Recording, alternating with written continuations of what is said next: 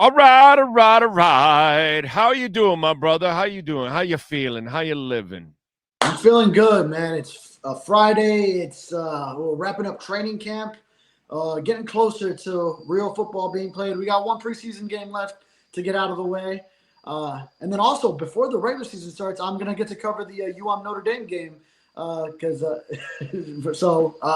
that too next weekend. You're a good luck charm.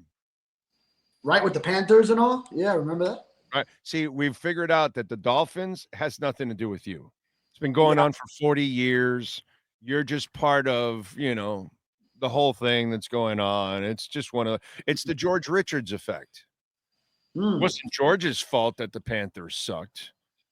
Finally it came around. The right owners came around and they're winning titles. And see, George Richards is like, you see, I'm a good luck charm. You know what I mean? He even left to go cover Columbus and then came back and everything. You know what I'm saying? So it's all good in the hood, So we can prove these kind of things that some of you are not the saps that are going on here. So I like this, that they have sent you over. I don't think the Sun Sentinel realizes that you're a good luck charm now. So when they send you to these kind of things, there's a good chance that Notre Dame is going to lose. So I like it. I like this. I like this move by the editors of the Sun Sentinel. It might suck for you because they add extra work on you. But I'm just saying, let's ignore. Let's ignore that the Heat lost the NBA Finals against the Nuggets when I did pop in there again, and that the Panthers also lost that Stanley Cup. But we'll go with it. Had nothing to do with you. Okay, we know what the Heat problems are nowadays, and they were lucky. In fact, because of you, they got to the NBA Finals. Am I right, Sean?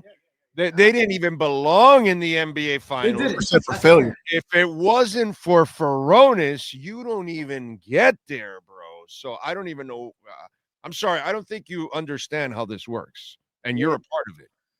I hate to break it to you, but I didn't cover any of the playoffs until the NBA Finals. That's when we but you were there by osmosis. But you were there by osmosis. So I'll rock with that. Yeah. Okay. So, don't rock the boat, bro. Let's just keep it going here. You know what I'm saying? By the way, use our code BIG010 if you shop here at Caneswear online or in person. You will get 10% off. So get your Catholics versus Convict shirt. I'm leaving with one today myself. And I'm leaving with a couple of other shirts. Yeah. Oh, yeah. Can you wear that in the press box? Catholics versus convicts. Can you do that? No, probably not. Although, I guess it does represent the two schools anyway. So right. Right. So but I'll probably just wear some neutral colors. I think it would be the professional move. Well, I say when Miami wins, you go to the Notre Dame locker room with that shirt. And then, and then interview them. That's what you in the press box, you have like a normal shirt on, and then you pull a Superman in the elevator on the way down. Boom, you pull out the shirt, you have it under, and you stash the other shirt in your bag, and you just walk in to the Notre Dame locker room. Okay? Actually, I have a better shirt. I can't put it on air because they don't want me to because they're running out of it. It's very popular. And it's a little nasty towards Notre Dame. It's funny. It's really, really good. Yeah, it's really, really good. I don't even know if they have it online, if you can get it online. But, they have it there. They're just running out of it. Maybe you'll tell me after the show. I'll send you a picture of it. I'll send you a picture of it. Yeah, it's actually really good. Okay, so Austin Jackson's not going to play. Correct? Not going to play what? The preseason game. Oh, of course not. No, yeah. Tyreek Hill, not going to play the preseason game. Okay. Darren Waller. Hell, he doesn't even practice, but not going to play the preseason game. Definitely don't throw him into a game where tackling is allowed. No. Right, exactly. So, and the Jags are not playing their starters, correct? Correct. Why is Miami putting TUA out there? And you mentioned, and you were right, the MO was you only play them once. Why would you want to do this? You saw what happened, and you have to play Jackson Dart. You have no choice because he's a rookie. He's got to get it going, and you don't even, you're not even starting him in anything, but you got to get him playing time. So I understand that, but you put a guy like Tua at risk because you have no right tackle. Tyreek's not on the field. And I know Tua can see things right away and react, but you just never know. Do you agree with this? Because you've had all these practices, these scrimmages against other teams. If you didn't get your first teamers enough time then, why would you want to put something at risk now so close to the season? Yeah, this is why I was still going back and forth on it because, yeah, the precedence for Mike McDaniel was play him one time. That was what we had seen over the 3 previous preseasons. What, from my recollection, what we had also seen was that those instances would occur at home. So then that was why it also kind of left me up in the air because, okay, this is the home game. It just happens to be the last one. I do remember the first year that they were all together. Tua was throwing that bomb to Tyreek in the final preseason game of the 3, and it was at home. It was against the Eagles. So that was also the first time they were ever playing together at all. Tua and Tyreek. Tyreek had just joined the Dolphins, Mike McDaniel's first year at the helm. So there was those circumstances. So I wasn't sure which way it would go. And Mike had even said that after the Bears game, when he did roll out the starters for one series, each on offense and defense, he did say he wanted to get them in for one more. So process of elimination was after it wasn't against Detroit, it would happen back home. But ultimately, what he wants to do is just get everyone in the game operation of Hard Rock Stadium where they're going to be playing half of their games. So get used to preparing for a game, having the starters go out there, go through a routine, and get that down, have a rep at that before you go into real games when it counts. So now how much? I mean, I think it should just be one drive. I feel like the Dolphins won that joint practice against the Jaguars, so it's not like you need more than that to prove anything to anyone. I would have liked it more if Tua was getting some reps with Tyreek, just because this is the season where they're trying to bounce back off of 2024, where they didn't have a big year. Tyreek, for the first time as a Dolphin, was under 1,000 yards. You had all the offseason drama. Tua has been saying that Tyreek still needs to rebuild his relationship with his team. He's mentioning how they have different personalities in an in-game interview. So all these things, I would have liked it if it was a situation where Tyreek Hill was available. So I kind of was leaning, don't play him since Tyreek wasn't going to be available with that oblique injury. But ultimately, they're going to go with just getting another go at preseason rep, run through the routine one more time. Yeah, I'm with you there. And by the way, as for the Tyreek relationship stuff, my God, people got to let it go, bro. There's been no progress there whatsoever. We're not in the season yet. You haven't seen him go through a game where he didn't catch a ball and they won, or he didn't catch a ball for 2 weeks and they lost, or he missed a block or dropped a pass and then you guys are all over him at the end of a game. We haven't seen him. I don't know. Waddle catches a pass in the open field and Tyreek does something amazing, helps out on a block and helps free Waddle for a touchdown. We haven't seen real trials and tribulations. That's what builds the camaraderie. That's what builds trust. No trust is built in any offseason. So it doesn't matter how many times you guys ask or the television people ask. I think it's a silly ass subject, to be quite honest. Okay. Nobody in the world would trust Tyreek right now. Tyreek, as they said in Animal House, is on double secret probation by everyone, dude. His family, his kids, his wife, ex-wife, his teammates. He has failed everybody. And until he actually goes through the fire, the real fire, off season and this stuff, there's no fire here, bro. There's no tests. There's no test of your character, of your will, of your dedication, of your commitment. The season will do all of that. You know what I'm saying? And so to me, I just find the conversation of where his relationship is with Tua or anybody else on this team. The problem is they're just not boldly going to tell you how they really feel. Like, yeah, dude, we know he's talented, but none of us trust him until he proves it.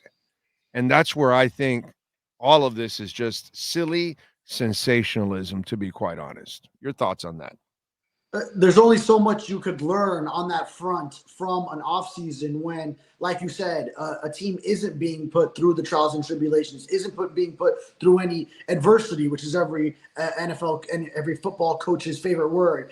There is not really adversity as far as in season, in the offseason, preseason, in OTAs and minicamp. You don't see that. You haven't had a situation yet where, they have a drive late in the game to win, and Tua doesn't see Tyreek Hill open and throws elsewhere, or Tyreek is off the field on third down on a key play, or he's on the sideline wanting the ball more, and he's shouting at someone. We haven't seen that yet.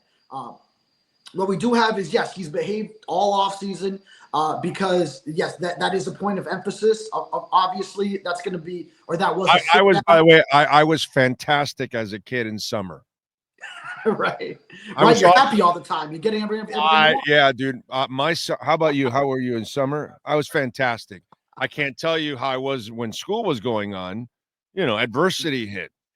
And so I may not have reacted well at times, you know what I'm saying? But my summers, hey, bro, undefeated, baby. Undefeated, just like Tyreek Hill. You know what I'm saying? We're in summer school. We're hanging out in Venetian pool. We're just relaxing. I know too many of you folks out there have no idea what I just said, but I'm just talking about somebody that's old and grew up in Miami. I'm just saying my summers are undefeated, and so they should be for Tyreek Hill. Show me when the test comes. Right. When you said I'm out, I quit. When those days, those are the ones that's when we'll find out if Tyreek really is truly committed and if his relationship is truly repaired also with his teammates. Asking now, all you're going to get are company lines and just a bunch of BS. At least that's the way I look at it, dude. Right. It hasn't been tested right now. And now, granted, they did win the offseason in that regard, because you could have a situation like what's going on with the Cowboys and Micah Parsons. Well, that's the Cowboys. No, that's the Cowboys 24/7 for 30 years. That's a whole different the old fart just came out and said, I like drama, and when we're not, he loves a train wreck. You know what I'm saying? That's a whole different ballgame than anyone. I don't think there's another team like that. I don't think it exists. He makes drama out of everything. It's different. I wouldn't compare the Dolphins to this. Oh, no, yeah. But I'm just saying, when a season ends like that, with Tyreek Hill taking himself out of a game, the locker room blow up, and that it could have been an offseason all like that, like what we're seeing with the Cowboys, like we often see with the Cowboys. So at least the offseason portion of it hasn't been that. So credit to Tyreek Hill for trying right now, all these months that have led up to this. The true test, of course, will come once adversity hits during the regular season. We'll see where these guys are at, because also, yeah, you mentioned company lines, but Tua is still being real when he talks in interviews about Tyreek Hill. He was up front, and he wasn't painting a flowery picture at the beginning of training camp. He was saying, yeah, Tyreek Hill really needs to rebuild his relationship with his team. And Tyreek said, I needed to hear that. He took those words to heart, and he's been trying for this training camp. Even though he hasn't been out there, he's been involved. He's out there trying to coach up the other receivers, catching balls on the side, whatever he could do through that oblique, running as much as he can, cutting the things that he can do, testing the oblique to get himself ready for the regular season. But the true test, of course, will come later on. I mean, it looked to me like he's already lost the job. Ollie Gordon should be the number 2 as it is right now, because this guy just has not done enough to even improve. Unfortunately, he has regressed in the progress, and now he got injured yesterday. And Jalen Wright, I know, dude, I'm putting you in an impossible position, but what do we know about this? No, just what we saw at practice yesterday. First, I didn't see the play where Jalen Wright got hurt. I just know after a play, he was walking gingerly. I was watching the defensive field, but he had to go the far way, the long way across the other field to get to the indoor facility. So it was a long walk for him as he's walking slowly. And then after some initial evaluations over there, which would, I guess, be the equivalent of the sideline injury tent in a game, they took him inside. Then you see him walking with the trainer over back to the medical facility, the new one that they have. If you've ever been, I know you have, but for the viewers watching a Dolphins training camp, you're watching the field, the medical facility to the left. So then he's walking around the edges, the perimeter of the field, to then go inside there. So that definitely means more evaluation there from doctors. So haven't heard the latest yet today. So we'll need to find out more, but we don't know right now if it's going to be a long-term injury, if it's going to be something he can come back from quickly, what his status would be as far as whether he needs to be on either the short-term IR for roster cutdown day, which is on Tuesday, what implications it has on that. But right now, I already felt Ollie Gordon just was more impressive. And Frank Smith, of course, was trying to say a lot of it was the situations, the boxes that the Dolphins had to run against, the looks that the Lions were giving Jalen Wright and the second-team offense that was starting the game versus Ollie Gordon and the third-teamers later in the game. The defenders they were going against, different things that they were running. So, yeah, there are other factors, but I felt Ollie Gordon was just better, truly, at just the way he was seeing it and running the football. And then now even more momentum for Ollie Gordon now that Jalen Wright is down with an injury. Dude, the only thing I need to see from Ollie Gordon right now is, and this is the unknown, can he pick up the extra man, the blitz? Can he block? That's the only thing that I am terrified about with Ollie Gordon. Everything else about a running back so far, I like him over Jalen Wright right now. The way he runs with authority, the way he sees the field, I like what he does. I'm not seeing Jalen Wright see the field actually. And then I wanted to see if Ollie could catch. He's shown me he can catch also. He had a drop or two also. So, dude, he's a human being. He's not, he's not Derek Hagan. You know what I'm saying? Like, okay, you're gonna have a drop or two, but I'm this is something that you can work on and get better at, and those kind of things. And so I see that there's potential there. You can do all of that. The only untested thing right now is, and none of us really know this, is can he block? Because again, we have not faced adversity. We're not in a real game where he is looking at fronts that he has never seen before, and he has no idea where the extra guy is coming. If Uno tells him, yo, look out here, then okay, I'm sure Uno will help him out. You know what I'm saying? And maybe Aaron Brewer can also kind of point out where maybe the extra pressure is coming from. That'll help out Ollie. But it's very important that he knows how to block, because that's the only other thing that can end the entire season. Okay? Because if Ollie misses a block and you get to a hit bad and he's injured, season's over. So that's really the only thing. So here's and you can't answer that either, by the way. Okay? So I'm not even going to ask you about that, because nobody can answer that, because we just don't know. So now that we have the Jalen Wright injury, are you going to Shamklin or whatever, and the other guy Moore, or whatever the hell it is? Yeah. Mm-hmm. Or are you waiting for a cut now? Because maybe you could get a better, forget about free agents out there that are out there right now. Maybe you can find somebody better that's going to be cut, out there. Yeah, you got to keep all options available if you're the Dolphins. Think about, just a couple of weeks ago, you had Ollie Gordon as the clear fourth running back because Alexander Madison was having a strong camp. And then, you figured, hey, year two, Jalen Wright, he's going to take another stride. Jalen Wright, you kind of penciled in already that he was going to be something this year, right? So Gordon very quickly now, with Madison going that he's done for the season. He was your offseason free agent signing at running back, power runner who could help you in short yardage. Now you won't have him. So quickly, then also by performance, I even tweeted that the Detroit game, comparing him and Jalen Wright, what did he just move from RB4 to RB2 in a matter of 7 days between the Chicago game and the Detroit game? And then now he's kind of going to be thrust into it. We don't know how serious the Jalen Wright injury is, but if he's not available in 2 weeks for week 1, and then Devon Achane, not only that, he's also dealing with a calf injury that they're being cautious with right now. I don't think there's any implications on week 1 yet. I don't think we're there yet with Devon Achane's calf injury, but you don't want that to become something worse and affect his Achilles.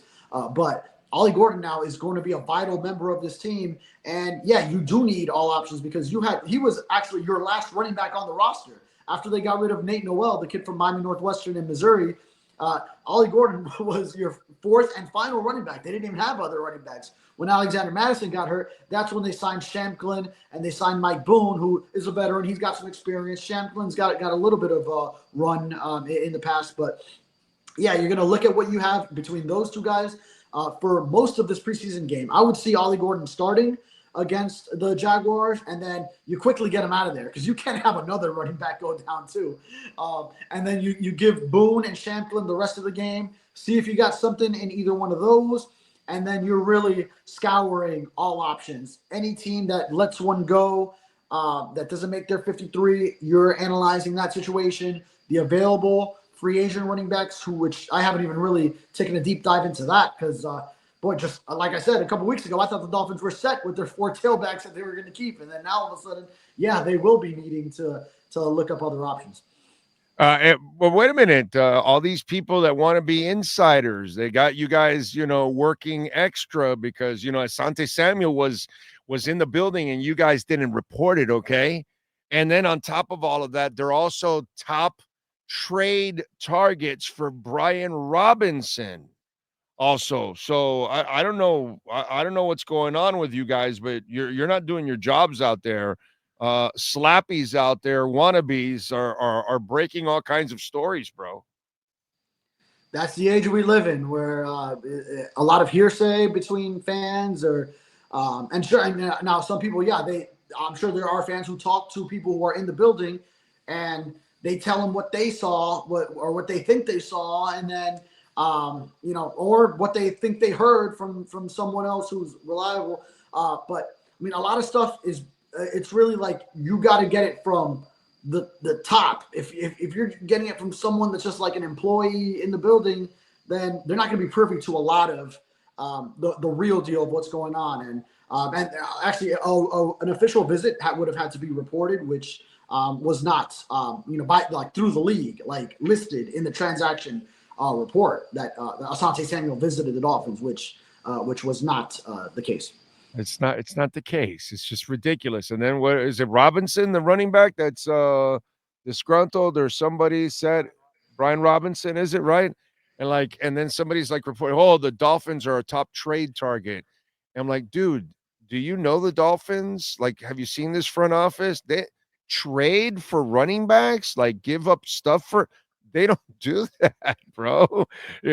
I to be quite honest, right now in this situation that Miami is in, the real, really tough break for them is Jeff Wilson signing with San Francisco 2 weeks ago, because he's the guy that you can seamlessly put in this position right now, that you can put him there to block because he knows how to block. He can catch the ball. And of course, he's got some toughness for short yardage stuff, and so that could have been the nice buffer in between Achane and Ollie, is a guy like that kind of knows his role and all that and can fill it because he knows everything. Now Miami's in a difficult situation because now they've got to find somebody that also knows the scheme, knows the responsibilities and those kind of things.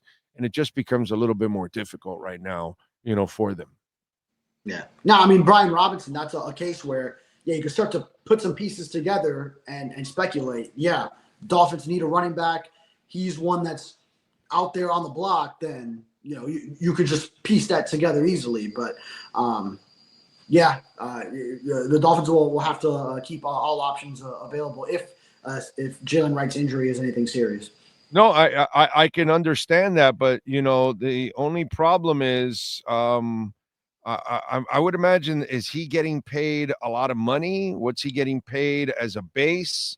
What is that kind of cash? And at this point, I don't know, dude. You know, that would be my whole question, because he's probably making 3 million, 4 million. Yeah, I saw something where his salary jumped this year with the way his Yeah, contract is structured. he's on his last year. I want to say maybe 3.6. See, there you go. Yeah, that 3-4. whatever the base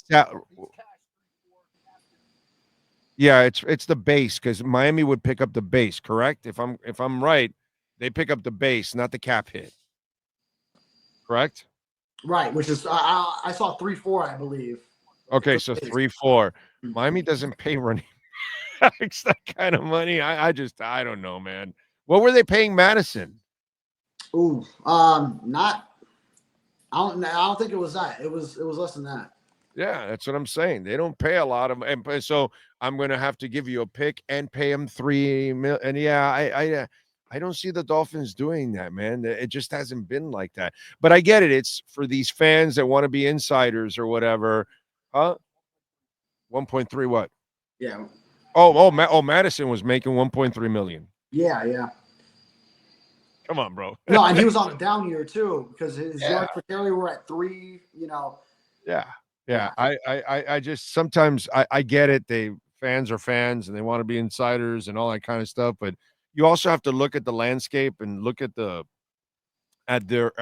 MO, at how they do business. And that's not normally how they do business. Yes, sir. I lied a little bit.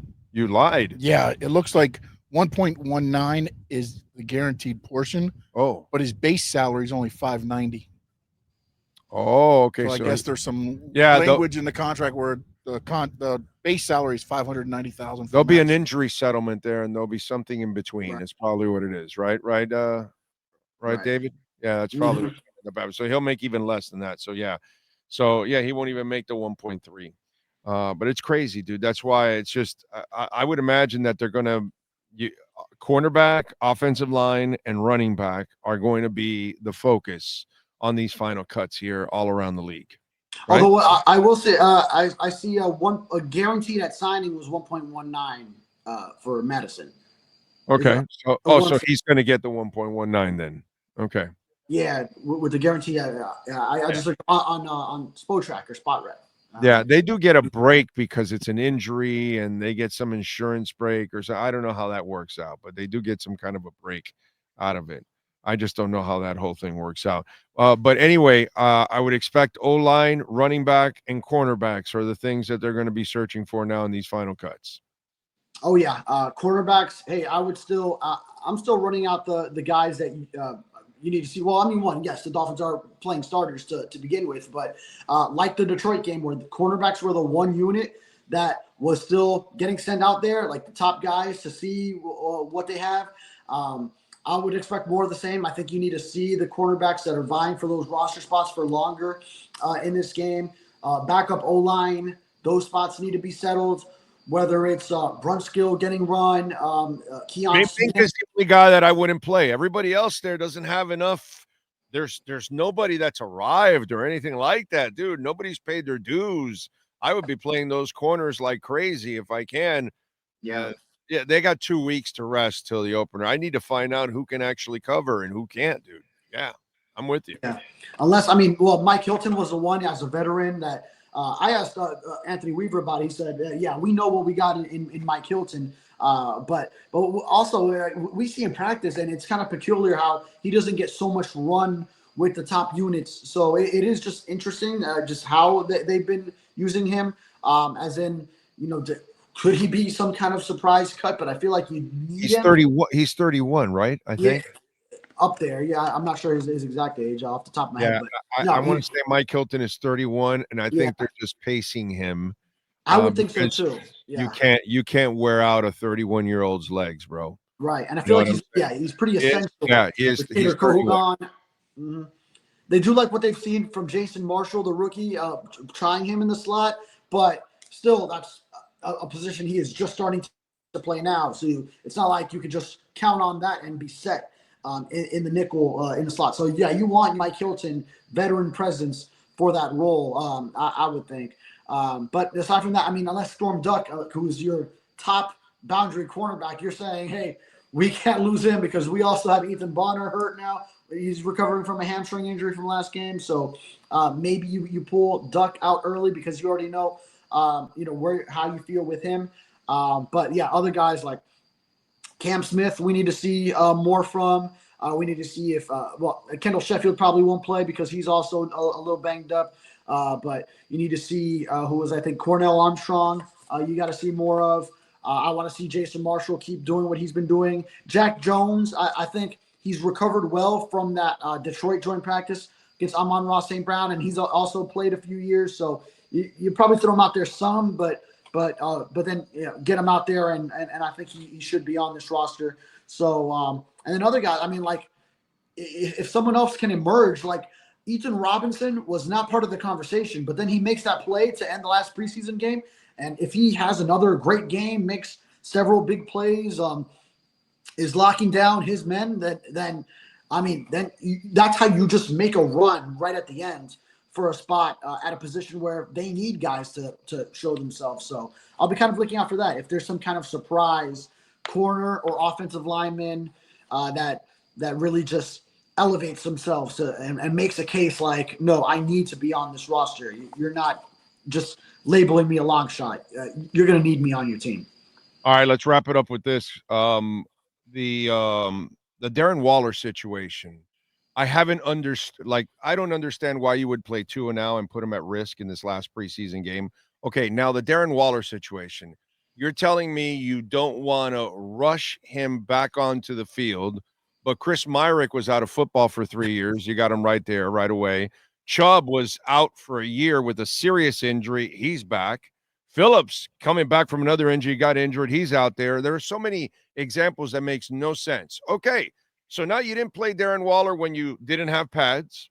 You didn't use him in any of the practices. You didn't use him in any of the scrimmages. You didn't use him in any of the preseason games. So now we're going to fast track him over the next 2 weeks with no live action to live action in regular season. So he's going to go from 0 to 100 real quick when you could have had the opportunity for weeks to bring him along slowly and build it up to a crescendo. Now we are going to rush the process over the next 2 weeks to get him NFL game ready. Bro, explain to me in what country, in what world, in what universe any of that makes sense. Big O, you're stating exactly what perplexes me about the whole situation is that if that's the rate of progression from, let's say, the 0 to, what are we going to call it, like 100? 15 or 20%? It's not even 60. It's 100. You're going to the regular season. Right. Yeah, I'm saying where he is now. Like I mean 0, like coming out of retirement, you want to play. Like what he's done so far, is it like out of 100, is it like 15 or 20%? And then now in 2 weeks, you got to go the whole rest of the way. That is a lot to ask. He's missing out on all the work against opponents. I understand those joint practices not being his first action, but if you could have at least had him doing the individual drills at some point, one-on-one, work his way to a one-on-one. Where like he just does it a couple of times out there, work his way to like a team rep where he's not the basis, the foundation of the play. He's not the target. It's just, you run your route and then eventually work your way to, so it really does perplex me. And how they are believing, all right, we are going to activate him off PUP. So now he does count for a roster spot to start the season. You could have kept him on PUP. So, and then had him out the first 4 weeks if you still need him once the regular season begins to slowly progress to game action, which I didn't want to say, but that would have been very similar to the Odell Beckham situation last year where they did start him on PUP for the regular season. But, now they did take him off the PUP. So now he's going to be on your active roster, 53-man roster. He's taking up a spot whether he's ready or not by week 1. So now that decision was made. So the Dolphins are rolling with it. So I hope they know something behind closed doors that we all don't know, because it's really peculiar that he's just not really doing anything in practice. Even right now, like we didn't see him. We saw him at team stretch. That was about it. And not really doing individual team drills, nothing yet. And then in 2 weeks, it's going to be a quick turnaround from where he is to where he's got to be. Going to be all Fuji's, baby. Ready or not. All right, follow him on Twitter at David Furones _ Catch his work there at the South Florida Sun Sentinel. And what are you working on there, sir, so folks can check you out? Yeah, actually about to jump on with Chris Perkins for Dolphins Deep Dive. So make sure, stay locked in here. You could check out the episode we put out there afterwards. Me and Chris Perkins for Dolphins Deep Dive. That'll start soon. And then I'll be writing in advance, previewing the Jaguars preseason game. I got stuff on what Tua said, the joint practice stuff yesterday, what Mike was saying about the Darren Waller situation, injury updates, all that from the past week, all on our site. You got it. Follow him on Twitter at David Furones _ David, as always, thank you, my brother. Appreciate you immensely. Yes, sir. Thank you. Got it. 954-966-4646. That's Jeff Welt and Daniel Rheaume, the bookend tackles you want. Bankruptcy, homeowner property damage, condo damage, criminal defense, business owner claims, commercial litigation, personal injury, and we are in storm season. So save this number. Save it on the cell phone right now, 954-966-4646. They have their own adjusters. Never, ever, ever, ever call the insurance company. So if you have any damage, roof damage, water damage, wind damage, call Welt and Rheaume, explain your situation. They'll send their adjusters, and then they will attack the insurance companies for you. You'll never have to deal with them. The only thing you're going to do is pick up a check at their offices in Hollywood. 954-966-4646.